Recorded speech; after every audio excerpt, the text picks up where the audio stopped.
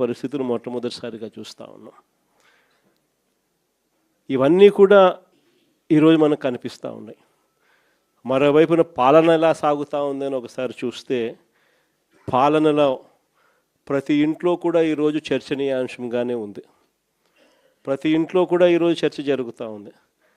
జగన్ ఉన్నప్పుడే బాగుండేది,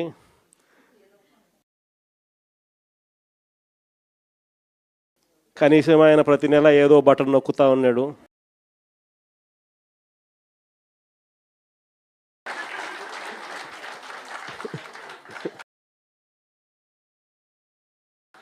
ఖచ్చితంగా మాట చెప్పినాడు, మాట ప్రకారం నిలబడ్డాడు. ఈరోజు జగన్ పోయాడు, చంద్రబాబు నాయుడు ఏమో బిర్యానీ పెడతానని మోసం చేశాడు, ఉన్న పలావు పెడతానని మోసం చేశాడు, ఉన్న పలావు పోయింది, ఇప్పుడు బిర్యానీ కూడా పోయింది అని చెప్పి ఈరోజు ప్రతి ఇంట్లో కూడా చర్చనీయాంశం జరుగుతూ ఉంది. ఈరోజు నిజంగానే ప్రతి ఇంట్లో కూడా పోలికను చూస్తూ ఉన్నారు. ఆ రోజు ఇదే రాష్ట్రం, ఇదే బడ్జెట్, ఇదే పరిస్థితుల్లో అప్పుడు ఇంకా దారుణమైన పరిస్థితులు, కోవిడ్ వచ్చి 2 సంవత్సరాలు అతి దారుణమైన పరిస్థితులు ఉన్నప్పటికీ కూడా ఎప్పుడూ కూడా ప్రభుత్వ కష్టాలను ఎప్పుడూ ప్రజలకు చూపించి, ఎప్పుడూ కూడా పథకాలను ఎగరగొట్టాలి అని చెప్పి ఏ రోజు మన ప్రభుత్వం ఎప్పుడు ఆలోచన చేయలే.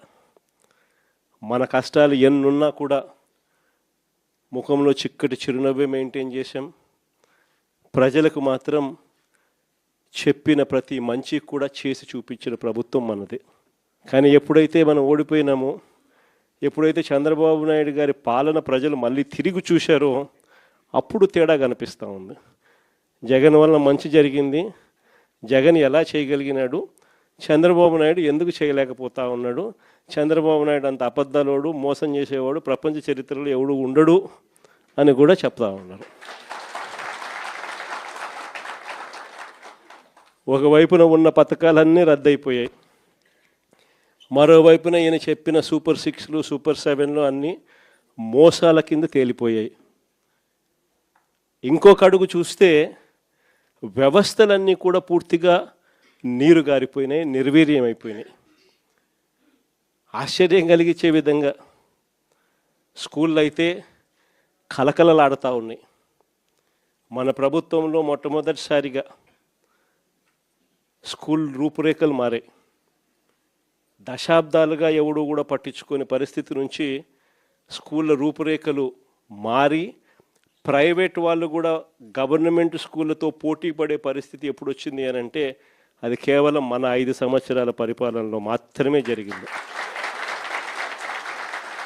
గవర్నమెంట్ స్కూళ్ళల్లో పిల్లల్ని చేర్పించాలంటే ఎమ్మెల్యే చేత రికమెండేషన్ తీసుకొని పోయి, లెటర్లు తీసుకొని పోయి చేర్పించే పరిస్థితి నుంచి ఈరోజు గవర్నమెంట్ స్కూళ్ళల్లో ఏకంగా దాదాపుగా 9 లక్షల మంది పిల్లలు గవర్నమెంట్ స్కూళ్ళు మానేసిన పరిస్థితి ఈరోజు రాష్ట్రంలో కనిపిస్తూ ఉంది.